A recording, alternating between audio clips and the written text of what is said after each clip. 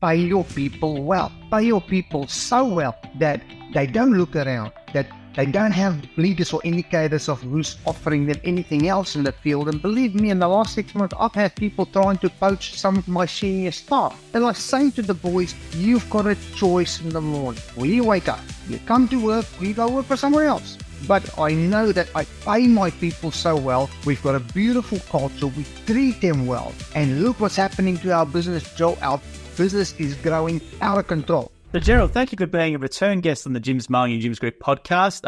Your video was well received last time, and a lot of people got a lot of good insights from your interview. It's always great to have someone who's doing such good revenue numbers share their business insights, because a lot of people want to be in your position. But you've got a bit of an update for us, which when you told me the figures, I thought, gee whiz, we've got to get you on again. So if you want to share it, do you want to just talk about the revenue you're on track for and how you've gone with your best month? Yeah, sure we can. Good morning, Joel, and good morning to everyone who's going to look at this or look at this podcast. Our business has absolutely exploded in the last 6 months, and we'll talk about some of the changes we've applied into our business. But for last month was our record month at $194,000 for the month turnover, give or take a few dollars. And what makes it really challenging is I've got 5 full-time employees, and each one of them had a week leave. So I was one man down, and we got a casual staff member that we used for the month, but the team pulled together so well, and it was effortless. Coming to the end of the month, I said to my wife, I've got no idea how we got to the numbers. I don't know how we got to the numbers, but the numbers add up, and it's all there, and it's all recorded, and our customer feedback is still at a 5% consistently. Our customers are happy, and our business is booming. Our turnover it's growing. It's amazing. Well done, because that figure is quite astounding. I don't think people realise you can do that sort of revenue with the Jims Mowing and Gardening franchise, but that's absolutely amazing. So what contributed to that massive month? Then is it just getting more efficient in your business, or how are you getting to that figure? I think the first thing to recognise is our team efficiency, and we've got a senior gentleman who's helping me with a lot of the operational work. His name is Joe, and his contribution to the team, for that team cohesiveness and everyone pulling together and taking ownership of what they do. And we always talk about business comes from the top, leadership comes from the top. And as business leaders and motivators to inspire the right behavior and culture within our businesses is the hardest thing, Joel, because you've got to be consistent. And unfortunately, as a good leader, you're not always everyone's best friend with your decision making, and you're not always on par with everyone else's thinking. And we've got a very unique, as entrepreneurs, we already have a very unique style of thinking, but it comes down to team effectiveness. It comes to the strength of my team. It comes to how well we pull together, and the culture we have grown within our business to make people accountable for their actions, but also to reward people on positive actions. And at the end of the day, to create an incentive program where the more we strive, the more we grow, the more we incentivize our staff, and everyone gets a part of that big portion, not just the head of the ladder. We are, in our business, our culture is to continuously share the profit with our team on their bonus scales. And that, again, motivates behavior, it motivates culture, it motivates discipline. At the end of the day, we all work for money. People are, I'm sure my guys are here, and they all like working with me, and they think I'm a wonderful leader. No, they don't.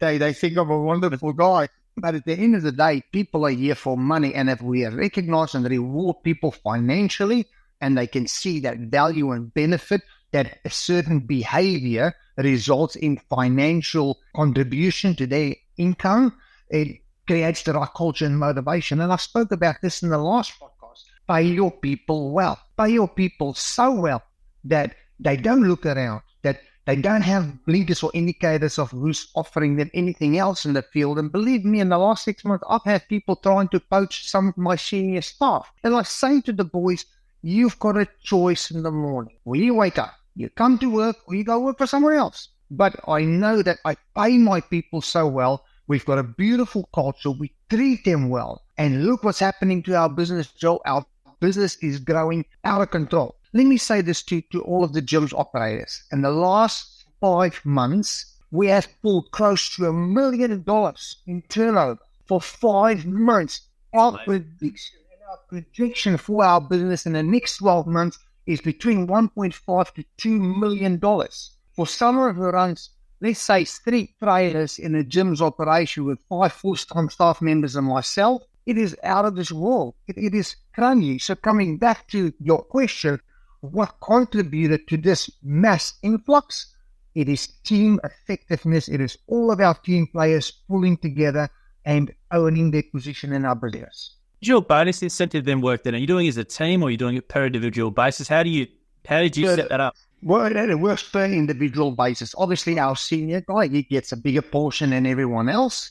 And then what we do is we scale depending on our weekly turnovers and efficiency, customer feedback, productivity, making sure you turn up for work on time, being work ready and work focused, and customer feedback and outcomes. All of that comes together into a pool, and everyone gets allocated points. And based on that point system is what scale on the bonus scale do you fall on. Yeah, that's a good thing. That's what I asked you. So you're taking in multiple factors at the end of the week based on the turnover. Oh, yeah. You're making a decision based on multiple factors for it.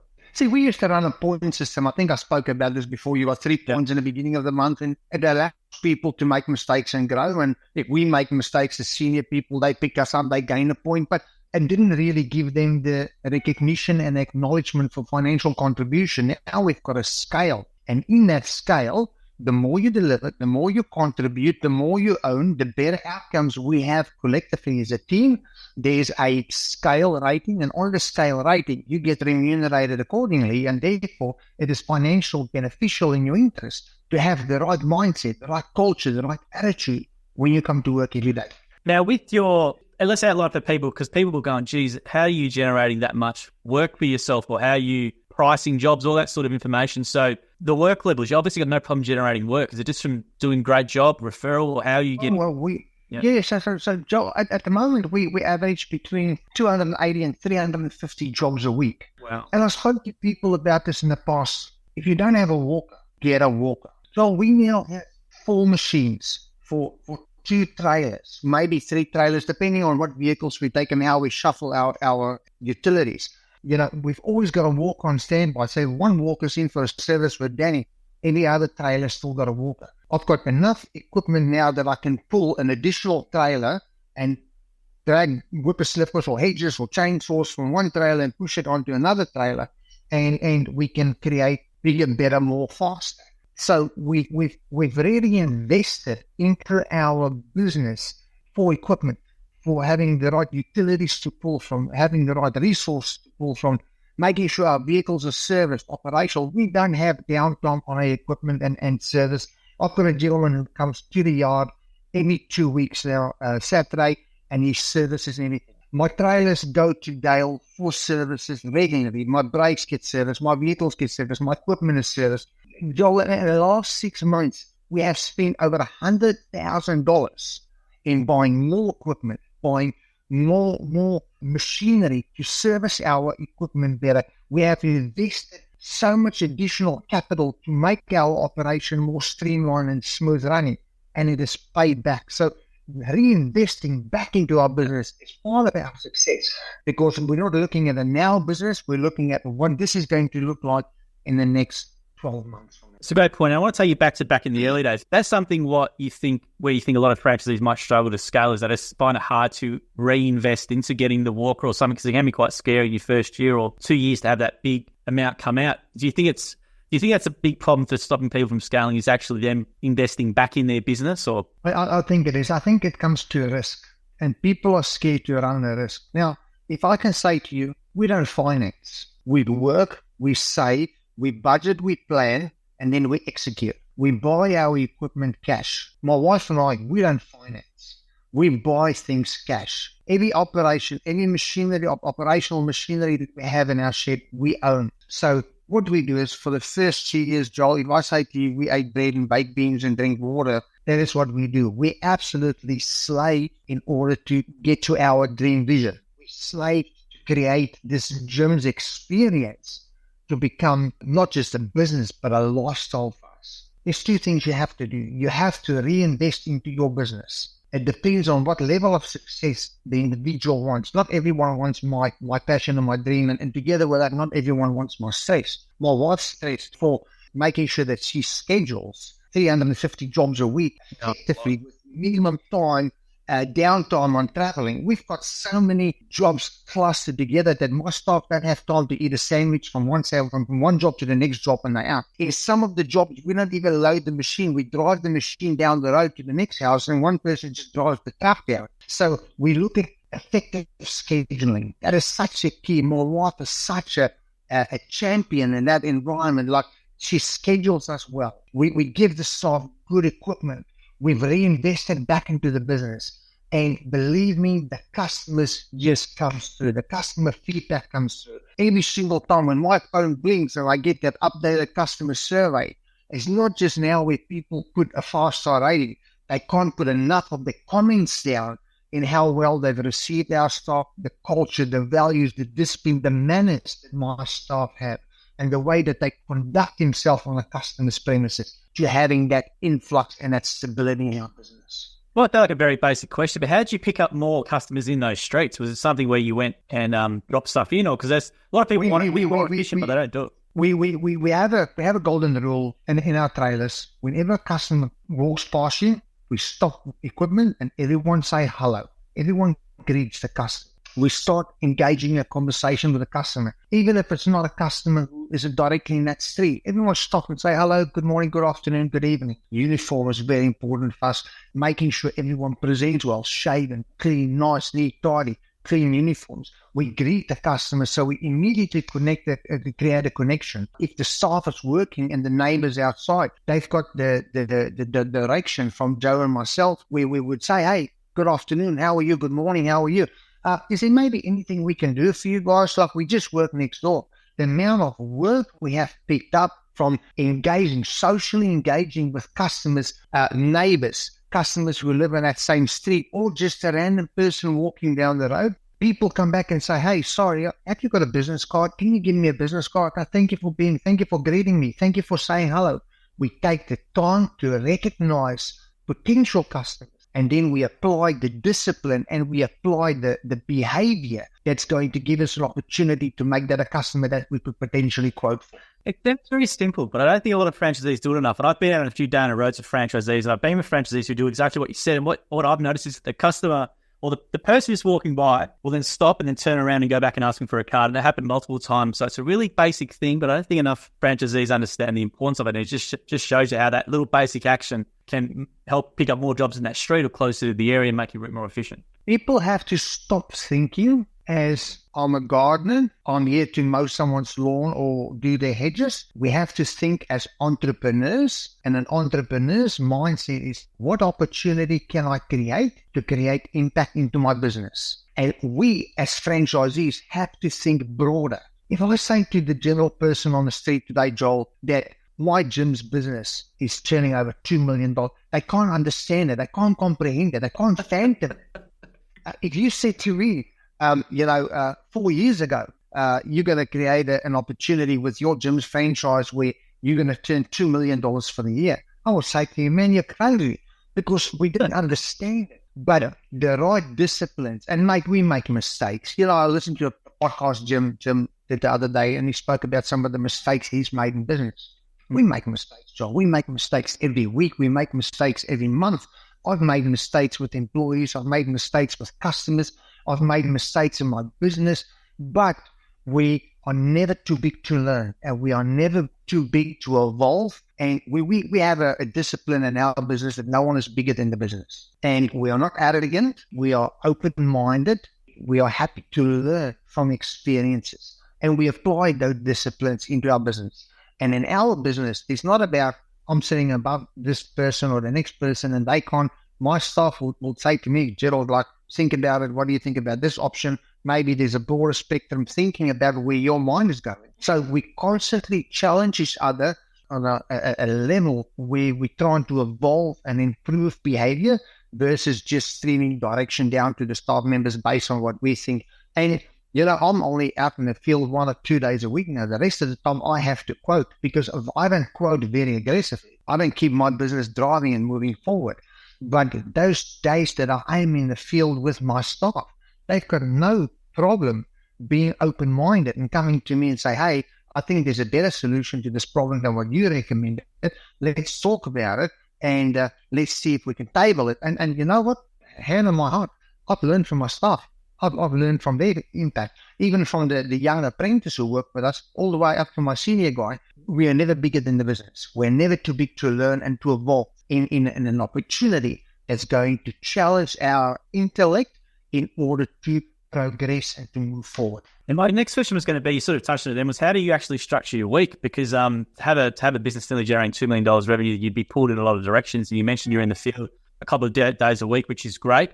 And then you said the rest of your time you're just spending on quoting. So what else are you? How do you manage your week? So for us, we meet in the shed every morning at 6:15 with my staff and I. We have a toolbox meeting every single morning. And then, John, our first point of business is a respect for each other. That's the first thing we speak about every single day. What is our respect for each other? What is our discipline for each other? And then we talk about the schedule for the day, the challenges that we might face, operational equipment impact or challenges that we might experience or that the team have experienced, and how we share some troubleshooting with what the team the last couple of days have dealt through, and we get an input.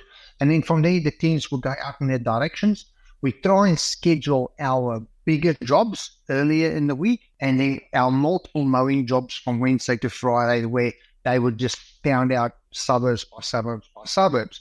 And depending on how the week falls or the customer's availability, where we can schedule, it depends on how I apply myself. But the rest of the time, it's following up with our corporate businesses. I've got a very close connection with our corporate clientele because they are very hands-on in their operations. And obviously, the cost center for them is very important. So we follow up with them at these big opportunities for growth and movement with the big commercial side. So I touch base with them a lot.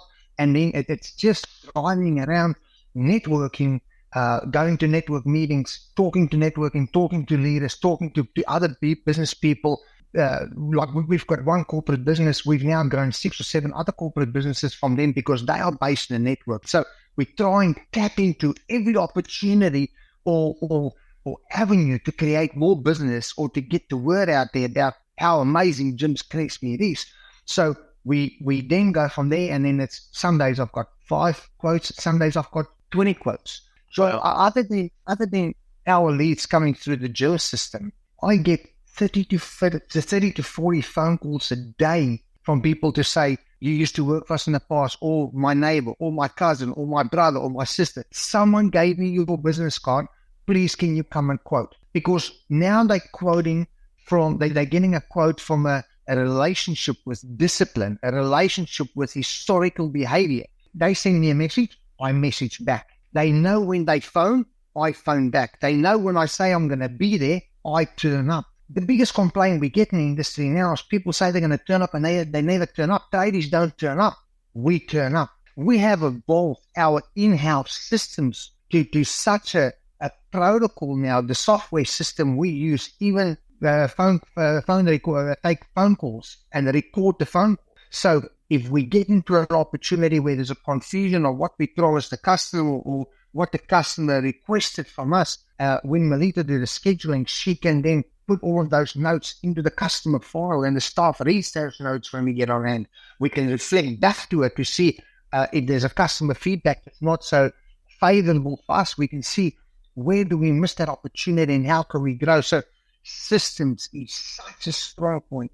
But other than systems, make sure you network. Make sure you speak to people. Take the time to stop. Sometimes we are so busy with our head down on our stuff, we forget to look at the bigger picture.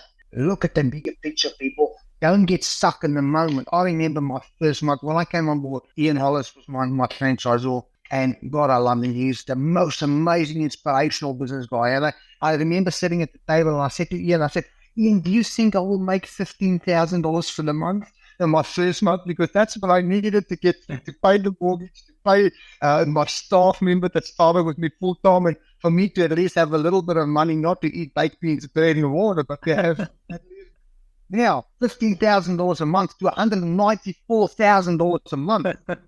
It is insane. You can't even do the math on it. I tell you, from a percentage wise, it's crazy. And apply the right disciplines. And if you want your business to grow, network. Unfortunately, you can only do so many quotes. And because, especially for us, I quote really high. I don't quote low. I'd rather have, and then Ian taught me this discipline, I'd rather quote 10 jobs at $100 than have $100 jobs at $10. I don't quote low. I quote very high. And for us in Grace Meat, I'm very high. So let's say I only get about 60% of the quotes that I do. I'm successful in that 60%. I make sure that 60% is worthwhile. But I cannot generate the turnovers that I'm turning with the amount of quotes. It doesn't equate. It's impossible. You're going to quote 7 days, 24 hours a day. You need to create a system further than now. You need to create a system of networking. You need to create a system of value and trust. When people think gyms, they think trust. When people think gyms, they think consistency. We need to live and drive that consistency through our behaviors. And when people, 15, 20, 30, 40 people pick up the phone in the summertime, it's insane. I'll walk with these things permanently now because I go from one phone call to the next, and there's just people saying, Gerald, please, you got a reputation. You're doing my brother, cousin, neighbor, someone in the street using you. I saw the van. The boys gave me a business card. They stopped and said, hello, let's come and do business with me. That's immediate opportunities onto our front doorsteps. And I don't pay for that. You know, for the last 2 months, when my business turnover has really just exploded, I very rarely had my leads on, if at all. It's generated from the business structure we have created in our business. It is generated from the culture and the discipline we have created in our business and the trust we give to our clients to say that we're going to do everything we can to satisfy every need you have, and we're going to have the right disciplines in place. Whenever you look at a podcast of a Jim, he's so passionate. He's so passionate still today. He delivers a message with so much detail. As a franchisee, I'm as disciplined and I'm as passionate, if not more, because I see Jim's focus.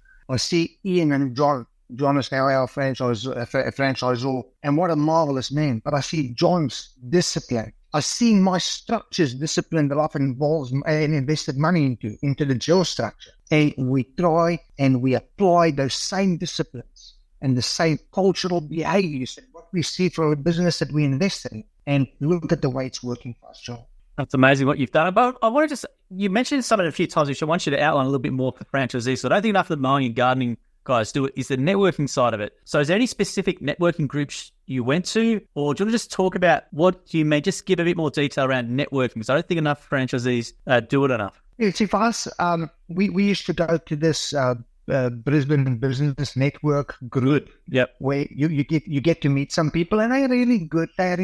But again, it's such a broad spectrum of people who goes to these meetings. When I say networking, I'm saying when you're walking in your Bunnings, make sure you greet and meet people, shake hands with people, walk on a weekend. I live in my business shirt. I'll go to a wedding in my business shirt just to generate business out of it. Yeah. So we wherever we go, we are in our business shirts. Yeah. Talk. Don't be scared to talk to people. And if it's at Bunnings, if it's at the timber yard, if it's customers in the street, if it's anyone pulling up in a tradie van, greet them, say hello to them. For me, the smaller networking groups was great, and you'll pick up some really good contacts to them. But they didn't service me the way I wanted it to service. Networking for me is stop in the moment, be in the moment, talk to customers in that moment, share with them. Say, hey, where do you live? You live close by, great stuff. There's my business card. Next time you need something, phone Jim. You know me, you know Jim's, we're quality program. I sell the quality program. We guarantee quality. No one else there in the field guarantees quality. And if you don't get quality, there's a system to back you up. So why do you want to go to an untrusted system instead of having a trusted, reliable, valuable, guaranteed system to back you up? Customers love that. Network with the customers. Every opportunity you get, network. Be in the moment, people. Don't worry about the bills. Don't worry about what's happening at home. Don't worry about what we're going to do next week. Live in the moment now with your business, with your staff, with your customers, with your values, and share, betray that values out to customers when you network with them, and it's going to benefit your business. And you mentioned as well basic quality. So how do you deal with? You mentioned about the program. So how do you deal with that? Like, obviously you quite will higher in your area. So how are you dealing with any price objections, or how do you get those across the lines, or is there something you do before giving the quote, or how do you win those? We ask customers the question. If we don't win the quote, we'll ask the customer, can you please share with us why you went with someone else versus us? A lot of people just don't want to talk about it, and they just say, no, not interested, thank you. And a lot of people do share with us, and they say, hey, Gerald, we thought your price for building a fence is too high. Or, Gerald, we thought your price for a detailed yard cleanup is too high. And we've had opportunities where through that feedback that we get from customers, where we go out and we sell the next deal, we try and be more disciplined by explaining to the customer why we're charging a certain rate, not just throwing a number out of the air. I'll give you an example, Joe. I sell my team now. 5 staff members go to a customer's house for an entire day and clean the entire property. We charge $3,500 plus GST. From 7 o'clock in the morning till 4 o'clock in the afternoon, I've got my staff members going to someone's house, and they pay for the green waste removal on top of that. To go to a customer and to say to him, hey, we're going to charge you $3,500 with GST, $3,850. People go, are you crazy? We don't get any knockbacks for them. And when I go there, I sit the customer down and I show them how many staff members you're getting, how many hours of work are you getting, what tools, what equipment are we bringing, how long will it take you to spend 40 or 48 hours a week or in the next month on your garden, and how are we going to get it up to scale quicker, faster, better, more efficient with the right team. My guys are not part-time gardeners. My guys are not working at the retail store, and my guys are 5 full-time gardeners. That is what we do. That is our job. That is our profession. That is our experience. You're not just buying someone to work in your garden or Henry. You're buying the culture. You're buying the experience. You're buying the confidence in the program, part of that quality outcomes, quality assurance program. But more than that, we explain to people the breakdown of how do we get to those figures. And once you give people the what inside of the why, they understand it. People want to spend that level of money to upgrade their property and to create a better outcome. People's got no hesitation in spending that money with you. Yeah, no, it's great to hear that, because the reason why I asked it, because a lot of people I don't think do that, or they don't get the feedback about why they didn't win a quote as well, because it can be hard to ask why you didn't win something, but that feedback can be valuable to... It's such a key part. We just, in business, we just go, oh, okay, don't worry, we're not worried about that feedback, don't worry about it, close that door. No, stop for a moment. Remember, be in the moment. You want to be in the moment. So just say, hey, thank you, and we understand we didn't win this job. Can you please tell us where did we fall over? Share with us. Be as brutally honest as you can.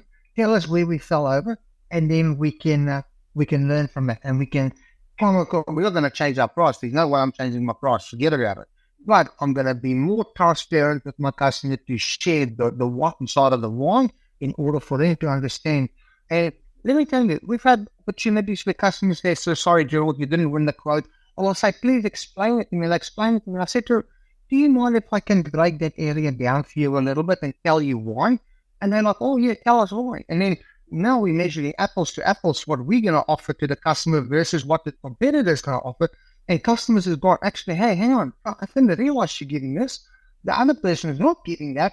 Actually, Gerald, I want to change my rule. I want to go with you. So through asking better questions and networking with our people, we have evolved our learnings in order to improve outcomes.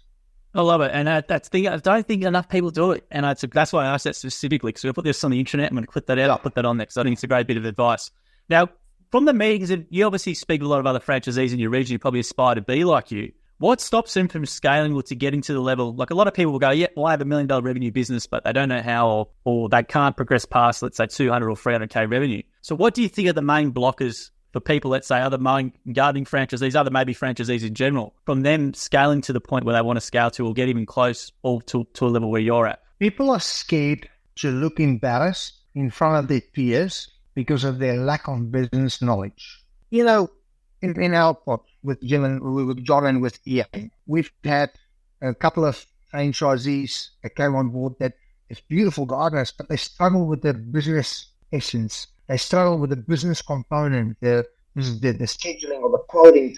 And, between my wife and myself, we've got 3 or 4 people who come to us on a very regular basis, and we do coaching sessions with them and we don't charge for it. They meet with us 6 o'clock in the morning. 6 o'clock in the morning, my wife and I are in the office with them, and we talk about coaching programs. We talk about coaching behavior. We talk about our wins and successes and how we can influence and involve them. I had a gentleman who turned over $1,500 a week.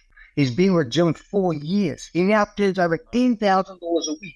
Wow. It's nothing well, but for him and his role, this has changed his whole existence. But he was so embarrassed to open up about his weaknesses. See, we as people, we as entrepreneurs, we think when we buy a business, we have to know it all. You can't ask a question because then you're going to look incompetent. I would rather look incompetent and learn and have better outcomes. Our people are too scared. I sat with Ian and with John, and I said, between Scott Little, he's a champion, Penny, all of these old school boys who's really beautiful and amazing, who's been around a long time. Remember, I always say, every podcast we do, listen to your franchisees that's been around. Talk to the old boys. They've done it. They've made the mistakes. Why do we not want to talk to them about the mistakes and not reinvent the wheel? Why do we want to make the same mistakes? Because we're too embarrassed. So I always say to people, trust your experience. Talk to your experience. I say to Gerald, let's have a development pool within our region. Let's talk about, this is the 5 guys. If you struggle with operations and equipment, there's no one Scott Little. No one knows his equipment better than Scott Little. That guy is a maniac. We've got so many valued people. Like for me, and I'm not saying this to boost anything. And remember, I've got my master's in business. I've got 32 qualifications before I joined Jims. I've got 4 degrees in business management. I understand the profile of business management. I think I'm the most experienced Jims Mowing guy out there, But at the end of the day, we've got all this knowledge, so that we can share. People are too embarrassed to get out of their comfort zone or to get out of their little, I'm the business owner, I need to do everything mindset and go, hey guys, I don't know.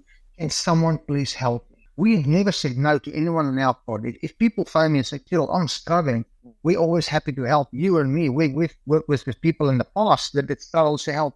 But you give them that information. I say, please phone me. Come and sit and talk to me. So do you know that half the people who phone me and ask for help never even turn up for the meetings that we put out for them because they don't have the discipline to be at my house at 6 o'clock in the morning. I start work at 4 o'clock every morning. 4 o'clock every morning, you can phone me and I'm in front of the computer doing planning, business planning. So we put a time together. We say, if you at 6 o'clock, that's when my wife is up. My household is kind of like on the go.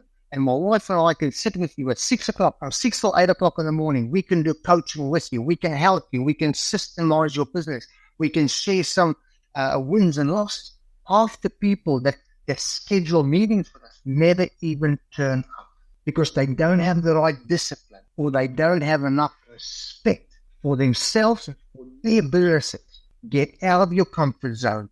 Reflect on where your business is at. And not everyone wants a $2 million business. I never wanted a $2 million business, but look at me now. Now I'm today. I want a $4 million business. How am I going to get my Jims Christmas in the next 12 months to a $4 million business?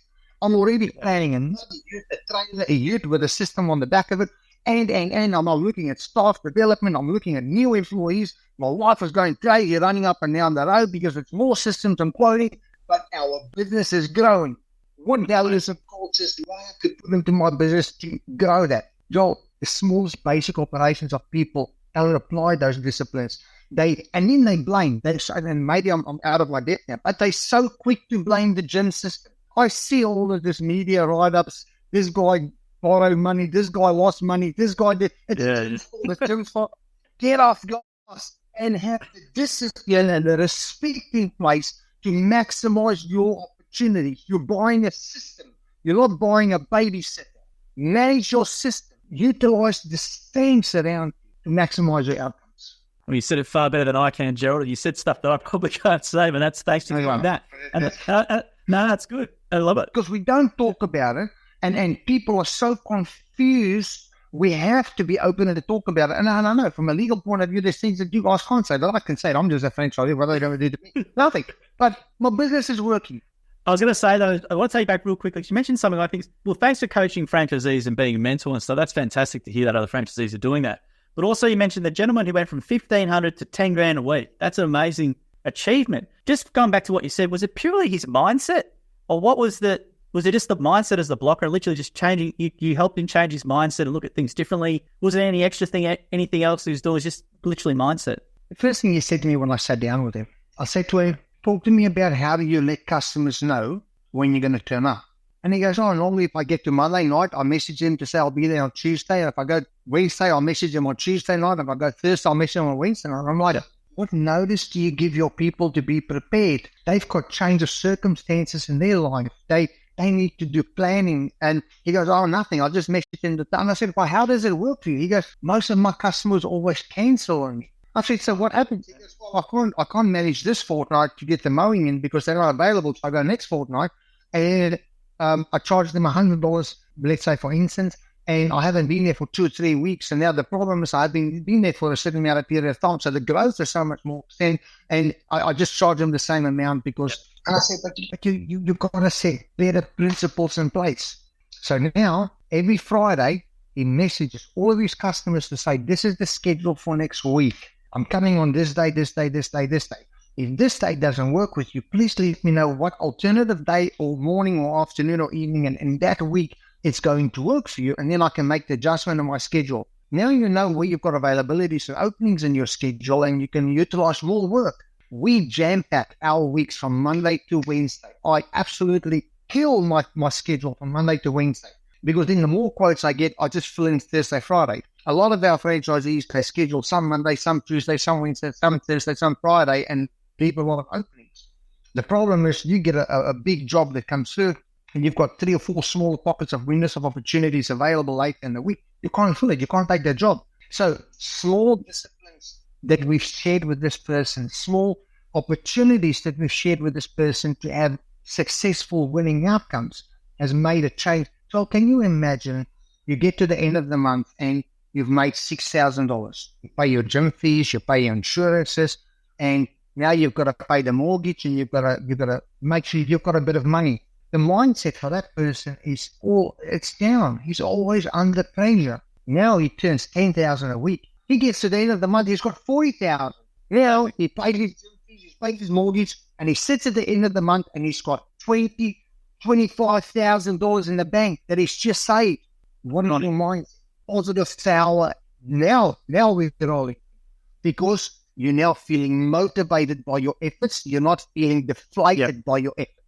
It sounds like it's so obvious, but it's not. As you said, being humble as a business owner to ask for help. And this poor gentleman's probably sat there for 4 years, just frustrated and just didn't ask for help. And once you got that little help and that mindset shift from you, look at what he's done. It's amazing. And well done to yourself and to the franchisee. Well, there's so much pressure in knowing the taxes to pay.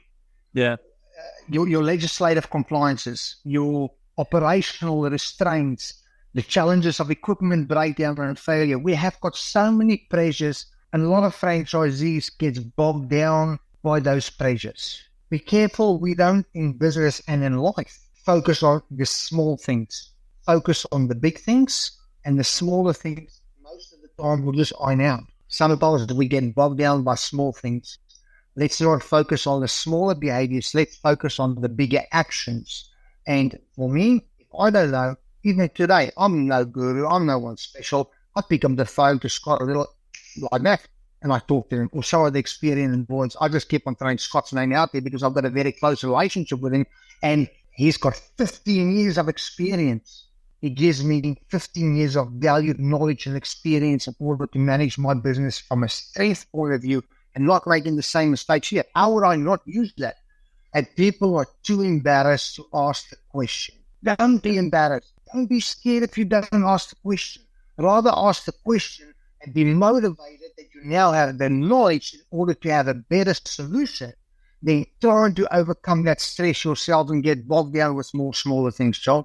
Look, it's great advice. And yeah, you're right. People just need to ask. Be humble, get rid of the ego, just ask. Everyone's in the same situation, trying to work things out. No one really knows what they're doing. They're just trying to work things out. And there's always someone who's going to be ahead of you, right? So don't be afraid to ask. And that's the beauty of the Jims Network is they can call someone like yourself or Scott or other people and just get all that knowledge real quick. We just got to ask. And it's amazing. I just love hearing that $1,500 a week to $10,000 a week, just from speaking to a fellow franchisee, and you were kind enough to help him as well. And that's massively changed his life, I would say, without speaking for him, from just him asking after all that time for a bit of assistance and getting it to help. It's just amazing what you've been able to do. I was stopping from coming to my house at 6 o'clock on a Thursday morning because he doesn't stop coming. But the behavior, you know, Joel, people are so quick to blame. People are so quick to blame when it doesn't go right. People are so quick to throw stones at our system when it doesn't work. How about you throw a question? I've never, ever heard. And then people can say, all this media, or what I said in the naughty word, all this media jargon that goes around about, you know, systems and structures. Has anyone ever phoned you and say, Joel, I'm struggling in my business. Is there anyone you can connect me with? And you've said no? Never. If anyone phoned Jim himself, and all of us has got Jim's number, if anyone phones Jim and say, hey, Jim, I'm really struggling in my business. Is there any way you can? Do you think Jim would say no? It's not in his interest to say no. People are so quick to complain. People are so quick to focus on irrelevant subjects in order to hide the lack of knowledge versus throwing good questions. Did this recent media write up about the guy who borrowed all the money and, you know, when did he phone you guys and say, hey guys, I'm really struggling. 6 months, I'm not making money. Let's connect me with someone to make money. Have they done it? No, they don't. But they want all the soft, squishy answers instead of taking the hard reality of getting off your ass and making business work. Do whatever you have to do. And we've got a franchise system for a reason. Manage that system. Follow that system. Ask for help in that system. And you cannot be unsuccessful over the... How many franchises have we got? More than 5,000 in Australia. We've got 5,500 in total. Okay, so let's say we've got 5,500 people have decided to invest into this. Jims has made more millionaires in his business than every other business. Why do these people that are so negative and breaking systems, why don't they just pull back and follow the systems and also be successful by asking better questions instead of having the wrong attitude? Remember, I started this conversation today to say attitudes, value, culture, behavior. Let's adapt those business tools in order to strengthen. You're born into a franchise. Make sure this franchise works back for you and help you. It's not doing the work for you. It's connecting you with people who's got the knowledge and experience and is happy to help streamline you into the right direction. Look, it's the reason why we do so many podcasts is so people, they do their research and listen to them will realize it's not just going to be a layup. You've got to do the work, and that's the key. Do the work, and the system will propel you to what you've done in 4 years to nearly have a $2 million revenue business in Jims Mowing is absolutely amazing. It's just a testament when someone like yourself is so proactive and accountable and works his backside off with the brand. Look what you can do. I'm going to say it again, and you're going to smile from ear to ear when I say it to you. Remember, not 1 hour of one day in my Jim's life have I sat at home and not had work for me and my team. Not 1 hour of one day. Why? Because we have a culture, we have a belief, we have systems, and we have discipline. Manage those opportunities, people, and business will come. Turnover will come. If you only want to be a $10,000 person, that's great. You don't have to be Joel. You don't have to be Joel. You don't have to be anyone. But don't make soft excuses. And don't let your arrogance in business restrain you from growing into the business opportunity that Jims can deliver for you. I think it's a great point. I love that word arrogance because I do think, some people might just think they know everything and they just block everything out. And, Jim's worth however much Jim is, and he listens to me all the time. And it's amazing how someone so wealthy and so well-known in business is willing to listen to someone younger tell them about certain things. I think that's the attitude that he always tries to convey. And you obviously got the same attitude, just learn from everyone, be humble, leave the ego at the door, and ask for help is the key. And a lot of those franchisees in those stories, the reason why we did those podcasts is just to sort of get a bit more detail around it. And when we heard some of those things, that lady was obviously trying to paint a picture. It was very frustrating for us because we know what the system can do, and we know how it's designed to really stop that. We don't get it right. It comes down to more of a selection thing with, in our thing. But yeah, it was very frustrating. I'm glad you said all that sort of stuff. I'd love to have said that as direct and as blunt as you did. But that was great to hear that. Now, real quickly, Gerald, I just want to make it clear for people, $2 million revenue. Jim's going to take 50% of that as his fee, or how much is he going to take of that as his fee? Mate, not even 0.1%. To be actually clear, I think it'll be about, what do you think, mate? $12,000 for the year? $12,000 for the year, I think I'm going to pay Jim. Not bad. $1 million over $12,000 for the system and structure that's going to create you financial freedom, financial stability. But wow. Well, the only reason I want to ask is there's obviously a lot of funny information about Jim taking 40% or 30%. So I'm going to put that on social media, that clip, and just see the people. I had my neighbour come and say the same to me a couple of weeks ago. Yeah. You know, oh, you're doing so great. I'm as a gym taker. And when I tell him, he said, oh, you're lying. It's not true. I'm telling you it's true. Doesn't matter if I make 2 million, if I make 1 million, if I make 100,000, my fees don't change. And it might change proportionally based on how many leads I take.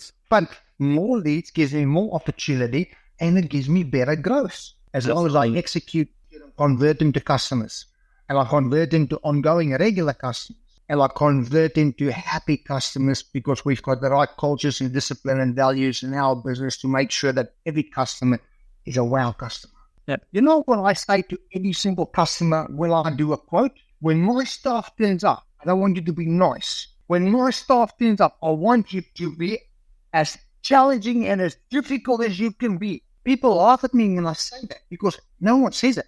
Why do I say that? It keeps my values high. It keeps my outputs high. It keeps my staff on edge, not getting confused with the customer as a customer, not their best friend. It helps to drive a standard of value in our business. And let me tell you, the rewards and outcomes, I don't have complaints. We do walkthroughs with customers at the end of every job of that customer's home to say, hey, come and have a look at what we've done. This is what we've done. That's where we are. And then the customer's got the opportunity to go, no, you missed that. You didn't do that. I don't like this. Fix this, change that, that. But if you don't have the customer being strict and passionate about what they want for the money that they invest, you're not going to create a repeat business. You're going to drive away and the customer's going to say, oh, that was all right. But you know what? I missed 3 or 4 points that I really wanted them to do, but we didn't ask the right questions. So therefore, we didn't get the right outcomes in order to turn that customer to an ongoing, regular, successful customer. That's a great advice. I'm going to ask you about what's your North Star then? What are you driving towards? Because you mentioned, is it revenue or you just want to see how far you take this thing? So it's the revenue figure, 4 mil. Revenue. And in order to that, my business needs to evolve in discipline. My business needs to evolve in staff. Buy another 2 holidays for my wife to go on so she can relax a little bit. And then we're going to do the scheduling and we're going to find the way to get to 4 million. Next year, this time, next year before Christmas, Joel, I want to sit down with you and I want to say, Joel, we got it. We are now a $4 million business. Oh, be amazing. Well, we'd love to hear that because I don't think we've ever had anyone close to that we know of anyway, in mowing and gardening, do that. That's an amazing figure. But I was going to say as well, discipline. Because discipline, everyone says, I want to be more disciplined. I'm going to start an exercise program. They stop after 2 weeks, or I want to do this for my business and they don't come to a meeting, or they stop after 10 days of doing these things. How do you, like Jim always talks about, because he's ultra disciplined with some things, but how do you maintain that discipline to get up at 4 a.m. every day? Put it in writing. Create a plan. Oh, if you don't have a plan, you're going to become wishy-washy. And live to that plan every single day. And you've got to be able to create systems to hold you accountable for that plan every single day. Now, I guess the accountability then for you is if you don't get up at 4 a.m. or if you don't get up somewhere on time, you've let down 5 people, or that sort of, you let down all these customers. So you've got that letting down thing that for your accountability, or how else do you keep yourself accountable? Absolutely. My staff, I've got to make sure I've got 5 families who count on me to perform in order for them to have stability in their life. I've got my family. I've got my personal development. I've got my wife's development in business. I've got my children who look at me and say, hey, Dad, we want to come to the life. We want opportunities that you can help create for us. How are we going to do that? Well, with financial freedom. In order to have financial freedom, I need to have a structured business. I need to plan and I need to execute. In order to execute, I need to have good plans and I need to be accountable. Joel, 4 o'clock every single morning, I'm in this office. Planning, managing, forecasting, budgeting, looking at systems, we take photos before and after every job, reviewing the photos from yesterday, seeing opportunities, sharing them at the toolbox meeting with the staff, making sure that we are focused and ready when our staff turns up, making sure that we are business ready. In order to have those disciplines in place, you need to be consistent. Like you say, discipline is the key culture of any successful business. Consistency in that discipline is what makes us really successful in our outcomes and successful entrepreneurs. What is the difference between a really successful entrepreneur and just the next one? Is the amount of discipline and the amount of accountability you're going to take in those 2 systems. in those two. And that is two major things as a striving businessman, person out there who's trying to make a change in the world, to make it better for them. Apply those two values and you will not go wrong. How do you switch off then, Gerald? Because you've got a lot on your plate. How do you then switch off to the rest of mine? So we talk about people's strengths and weaknesses, and Joel, that is my weakness. My weakness is I become so compulsive about where I want to be, I don't switch off. Because this year, we are now in the interim where we're looking at buying a caravan, just so we can go away and step away from the business for a day or two. Because people think to be successful in business, you have to work 7 days a week, 24 hours a day. That is the worst thing you can do. You need to, Joel, I actually hate being at work. I love my recreational life. So you need to make sure you have a good discipline, between your work life and your personal life. I struggle with that. I do struggle with that. And I try to create opportunities for me where I can have, in the moment, time with my wife and my family, away from the business, where the business doesn't consume me. So I'm now in the process of looking at buying a caravan for my wife and I, and a new baby, and for my kids, where we can go camping for the weekend. Because if I'm at home, if I'm in these four walls, majority of the day I'm on the computer, I'm with the staff, my wife and I is planning, or we're in the office. We need to create a better balance for ourselves. So my weakness, as Gerald, is my balance to my personal and work life needs to find a better stability. And that is something that I'm working really hard at the moment, to create better values and disciplines for myself in order to have enough time to rest. Because if I've got enough time to rest, when I need to be focusing on the ball, I'm focusing on the ball. I'm not tired and exhausted. I'm not depleted, and